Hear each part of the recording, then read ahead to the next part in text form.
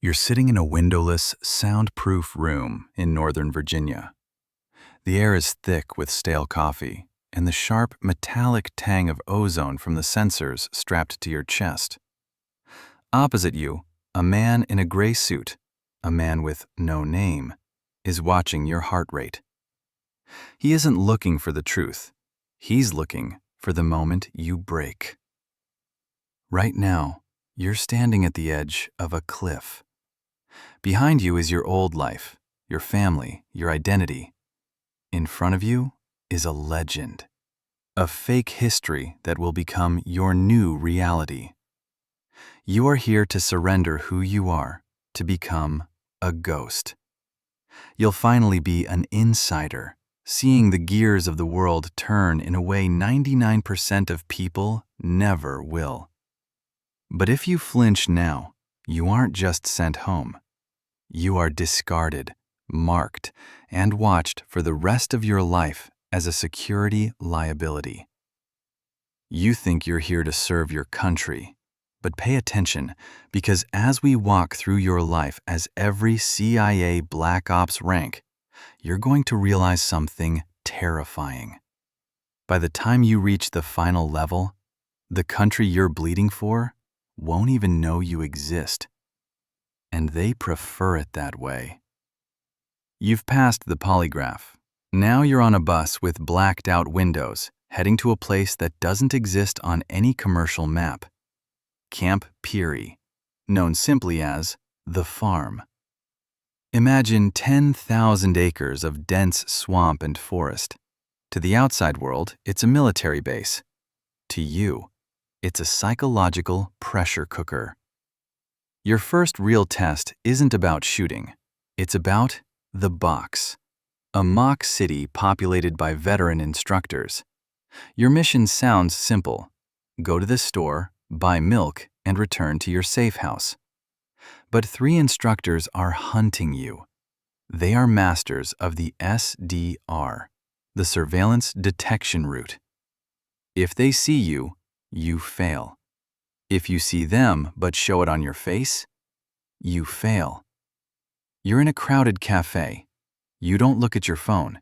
You look at the reflection in the pastry case.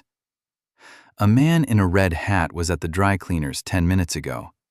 Now he's behind you in line. Is he a coincidence, or is he your target? You have 10 seconds to decide. If you're wrong, you're compromised. This isn't a game. Expert estimates suggest the washout rate at the farm is as high as 40%. You'll wake up on a Friday and the guy in the bunk next to you, the top of his class, will be gone. His locker empty. No one says a word. He just wasn't agency material. But if you survive, you earn your first tool, a blue passport. It's your official cover, a legal shield of diplomatic immunity. It's an invincibility cloak until the rules change. You've graduated. You are now a case officer. In the movies, spies blow things up. In reality, you're a salesman selling treason.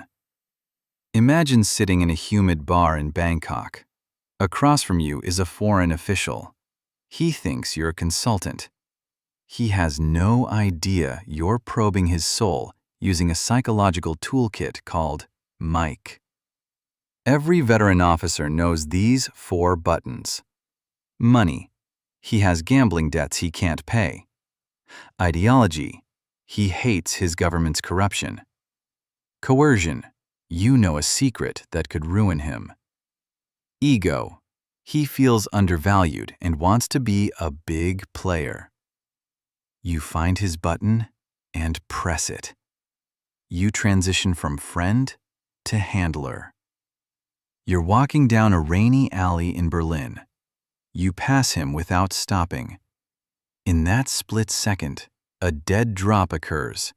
A small encrypted drive slides from his sleeve into your pocket. Inside are blueprints for a missile defense system. Your heart pounds because if police stop you now, Only that blue passport stands between you and a cell. Within 24 hours, the data you just pulled from the mud will be on the president's desk. It is a high no drug can match. But if you're sloppy, your asset is executed. You are kicked out of the country or moved to a black site for questioning. You've reached level 6, the NOC, non-official cover. This is where the safety net vanishes. You are traveling on a business visa. If things go sideways, there is no diplomatic immunity. You are in a gray office in Moscow. Every waiter and taxi driver could be an informant. Your mission is the impossible get. Infiltrate a weapons facility off limits to foreigners. There is no backup team, no panic button. You have to be the businessman. You must know the industry jargon and the history of a company that doesn't exist. You're sitting across from a high-ranking official. He's silent for 3 seconds too long. You realize your life is held together by a web of lies so thin, a single background check could end it. If he verifies your home office in Chicago and no one answers, you're done. The reward is access to secrets that prevent nuclear escalation. You are the invisible finger on the scales of world peace. But as legendary NOCs like Valerie Plum have shown, if you are caught, the CIA will deny you. You rot in a foreign prison as a common criminal. You disappear into the history books as a missing person. You are a ghost, and ghosts have no one to call for help. You've moved past the boardroom. You are now a paramilitary operations officer in the Special Activity Center. If the case officer is the brain, you are the fist. You are here because diplomacy failed. You are at an unmarked mud and stone compound in the Hindu Kush Mountains. Midnight. The only light is the green glow of your night vision goggles. Your mission is a Tier 1 strike, neutralizing a threat before it reaches U.S. shores. SOG teams are often the first boots on the ground, operating months before the regular military. You look into the black sky. You can't see it, but you hear the insect-like buzz of a predator drone miles above. The sound of the drone overhead isn't a comfort. It's a reminder of how easily a life can be deleted from a screen 5,000 miles away. You've stopped a tragedy the public will never hear about. But if you die in this trench, your family will be told you died in a car accident in Virginia. Your country will lie about your sacrifice to protect the mission. You've reached the 7th floor of Langley. You are a station chief or division director. You no longer dodge bullets. You decide where they go. Your world is mahogany desks and skiffs, secure facilities where not even a radio wave can enter. Your mission is managing the black budget, billions in untraceable funds. You decide which revolutions to fund and which leaders to topple. As historians like Tim Weiner note, these decisions shape continents for decades. You're sitting at your desk late at night. A secure cable flashes on your screen. It's a request for a drone strike. You review the intel and pick up your pen. You sign a cable that authorizes a strike. You aren't pulling a trigger. You're just moving a pen. But the blood is still on your hands. You've ended a life 7,000 miles away before your morning coffee is cold. You have become the shadow president. While elected officials come and go, you remain.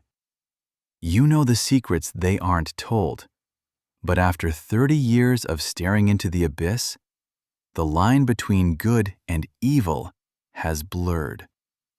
You've authorized so many necessary evils that you've become hollowed out. You've saved the world, but you might have lost your soul in the process. There are no more ranks, only the exit. You are a retired officer, a ghost. Before you leave, you stop at the memorial wall in the Langley lobby.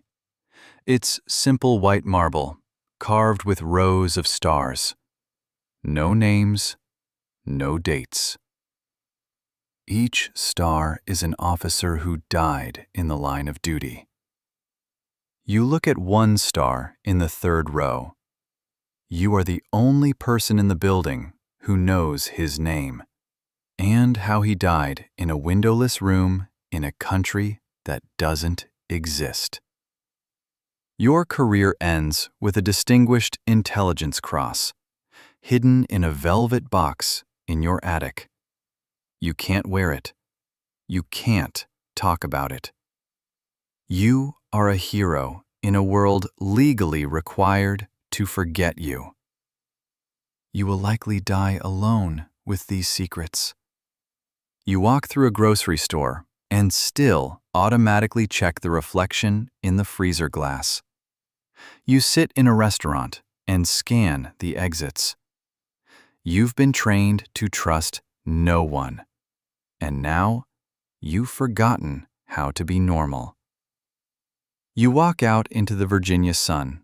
You pass a young man in his early 20s. He's wearing a crisp suit, smiling, clutching a visitor's pass for his first interview. He sees an old man in a windbreaker.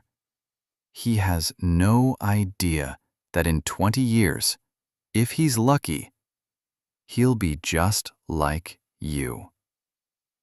A star on a wall, a name forgotten, a secret kept. You get into your car, check your rearview mirror one last time, and drive away.